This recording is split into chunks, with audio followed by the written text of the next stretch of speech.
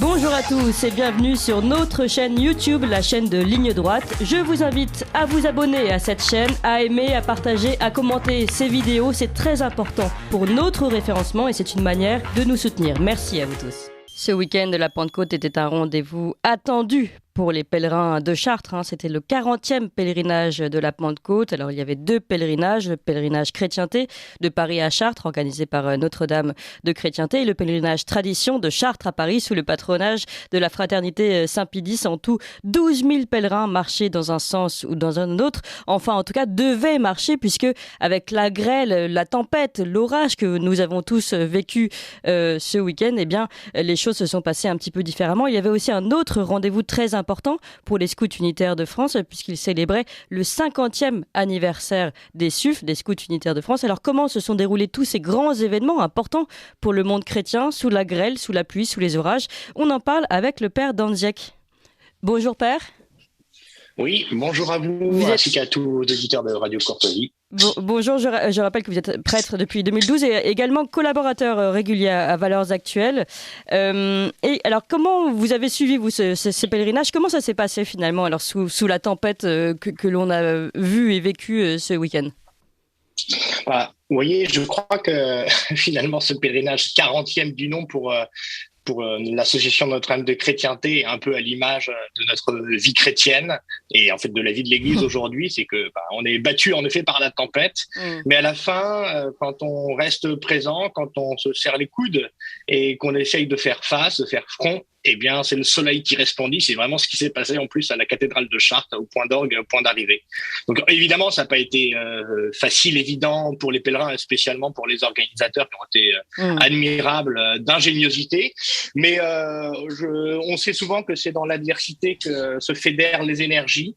Et c'est vraiment ce qui s'est passé. Donc, je crois que ça restera un souvenir mémorable pour tous les pèlerins, en tout cas la majorité d'entre eux, je l'espère. Mais donc le pèlerinage a perduré ou a été arrêté? Est-ce que il me semble que le pèlerinage Chartres-Paris, lui, a dû être annulé, en tout cas par un arrêté préfectoral. Alors comment ça s'est déroulé? Qui a pu marcher, qui n'a pas pu marcher?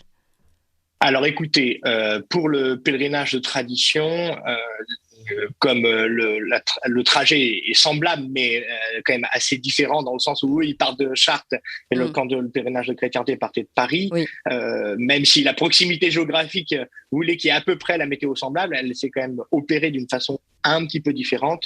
Et le pèlerinage de tradition a vraiment essuyé des conditions météorologiques absolument catastrophiques, avec une grêle incroyable, digne des temps de l'Ancien Testament. Et, oui. Et c'est vrai, ça faisait penser un peu à ça. Ouais. Ouais, vraiment, non, c'était très impressionnant. Voilà, je sais que des pèlerins ont dû se réfugier dans des buissons sous les bois, et malgré tout, voilà, ils essuyaient une pluie de grêle incroyable, et ça a été peu évident. Et surtout, ce qui a été problématique pour eux, c'est que leur bivouac, voilà, qui est quand même pour nos auditeurs, c'est le lieu essentiel pour la bonne marche d'un pèlerinage, parce que c'est là où on refait ses forces. Et les bivouacs étaient inaccessibles du fait des conditions météorologiques, du fait surtout d'inondations, et donc l'arrêté préfectoral a voulu que le pèlerinage cesse. Vraiment, j'ai eu beaucoup de compassion pour eux, spécialement encore une fois pour tous les organisateurs, parce que derrière, faut imaginer, ce sont des villes mouvantes, des villes quasiment des villages qui se déplacent là dans la Beauce, et c'est une très longue et très lointaine préparation. Et là, de voir tout cela qui cesse, forcé et contraint, ça demande beaucoup d'abnégation, beaucoup d'abandon, et leur sacrifice compte. Voilà, leur sacrifice compte, c'est très important. Vous parlez de villes mouvantes. On peut préciser que là, je crois qu'on parle du pèlerinage chrétienté de Paris à Chartres, et le plus important des pèlerinages mobiles d'Europe. Oui, tout à fait. Ouais, j'ai lu ça dans la presse. Voilà, le plus possible. Après, année après année, ça montre quand même la vivacité du monde traditionnel, de cet écosystème plein de vie, plein d'enthousiasme. Et les gens ne s'y trompent pas. On a beau certaines fois être caricaturés par nos adversaires, et hélas, certaines fois même par des membres de l'Église. Eh bien, finalement, le principe de réalité, le pays réel de la tradition finit toujours par prendre le dessus. Et beaucoup de jeunes, en fréquentant cette marche, cette grande colonne, reviennent, font venir leurs amis, parce que c'est vraiment impressionnant. Voilà. Oui, et je voudrais justement qu'on aille sur le sens du pèlerinage, mais juste avant, puisque vous parlez de jeunes, précisez donc qu'il y avait un autre très grand événement ce week-end, c'était celui de l'anniversaire des Scouts unitaires de France, et on vous a passé tout à l'heure le chant de la promesse, mais ils étaient un très grand nombre à chanter le chant de la promesse. Écoutez ce chant chanté ce week-end.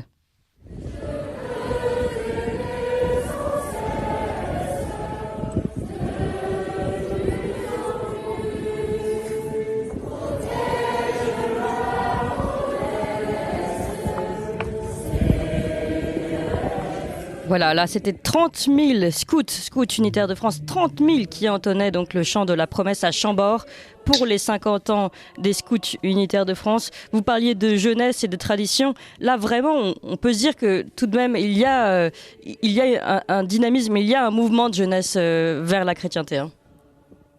Oui, alors vous savez, pour un prêtre, c'est toujours assez, pas humiliant, mais une leçon d'humilité que d'observer que souvent, les œuvres qui sont les plus énergiques ces 50 dernières années ou ces 70 dernières années, enfin voilà, depuis les temps modernes, on va dire, eh bien, sont d'abord des œuvres qui ont été initiées par des fidèles du rang, par des laïcs, voilà, qui n'ont pas voulu céder aux sirènes de la Révolution, et que ce soit dans le scoutisme, un scoutisme authentique, ou dans le cadre, par exemple, des chapelles traditionnelles, des pèlerinages, des universités d'été, etc. Tout ce qui marche, souvent, quand même, est l'œuvre d'une minorité inaccessible au découragement et qui sort des rangs des nefs de nos églises. Alors, quand même, je pense que les prêtres, le clergé, a quand même sa part de responsabilité, mais tout de même, quand même, ça vient d'abord de fidèles qui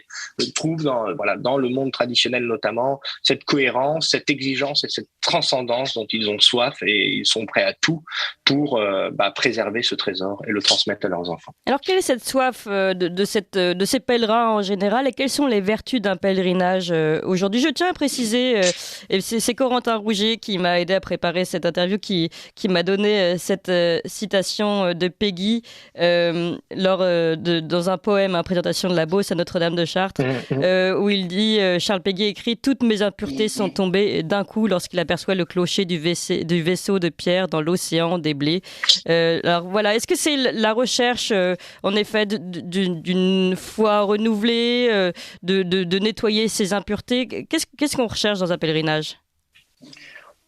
Alors, vous savez, je pense que vraiment, il y a beaucoup la Providence se sert de différentes choses pour faire venir des gens, des pèlerins sur la route de Chartres. Néanmoins, il est évident que nous ne sommes pas que des anges, nous ne sommes pas qu'esprits, plutôt comme des anges.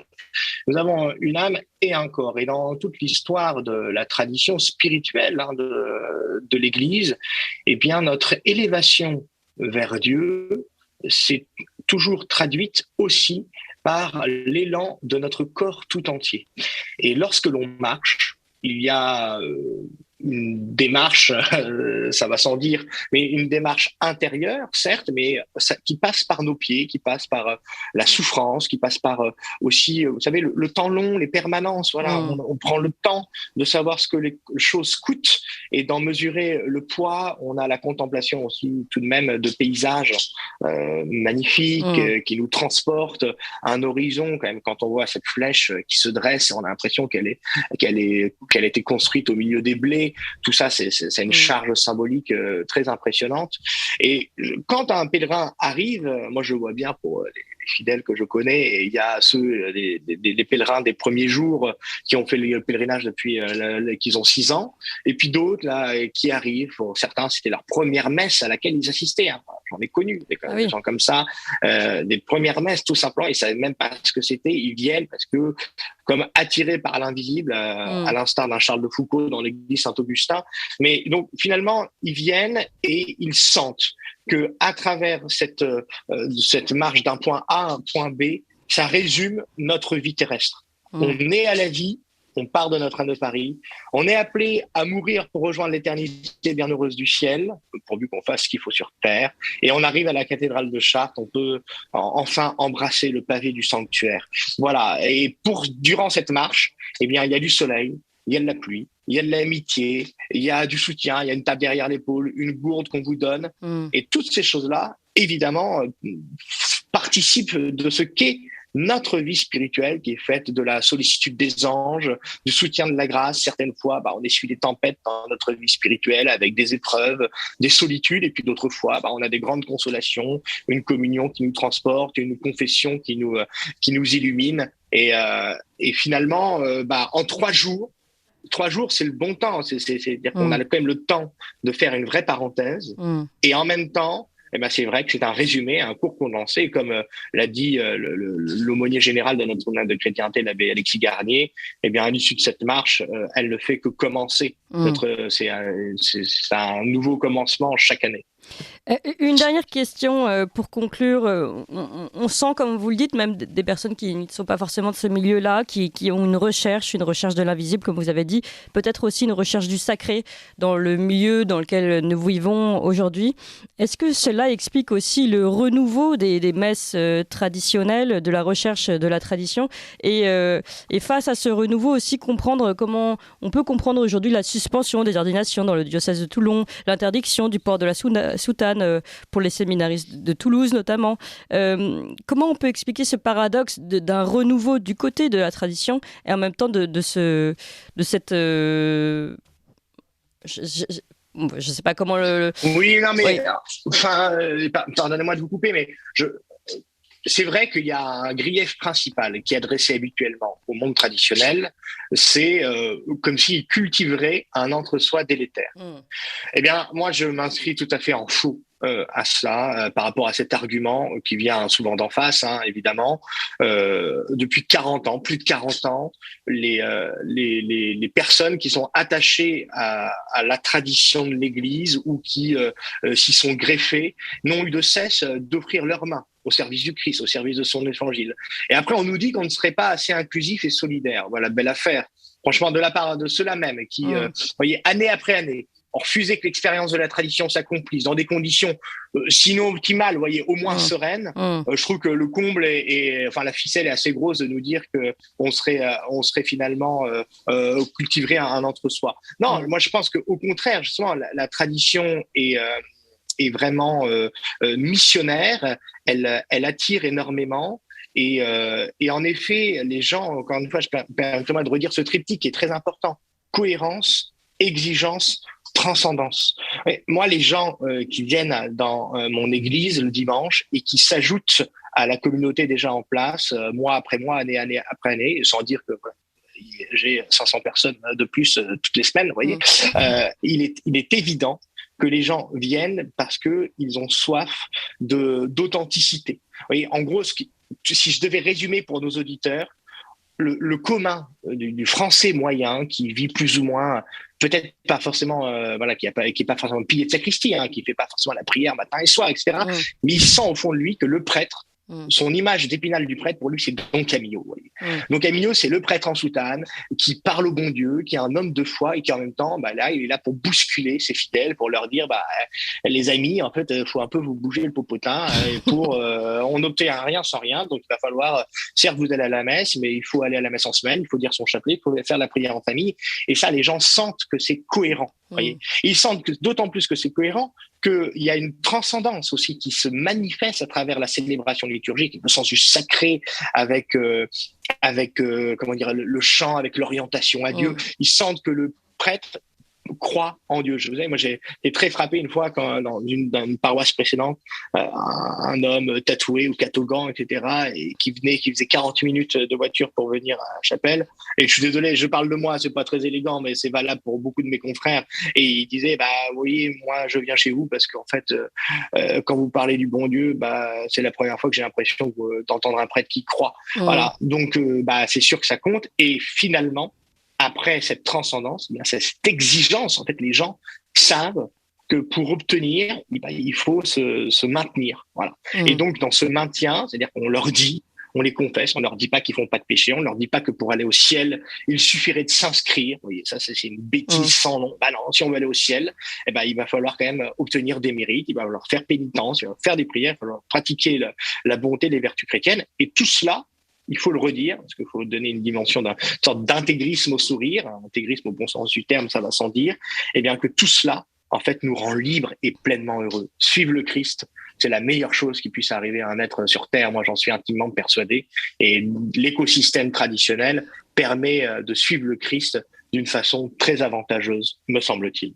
Eh bien, le message est bien passé, en tout cas, Père Danziak. Merci beaucoup. Je rappelle que vous êtes également collaborateur régulier à Valeurs Actuelles.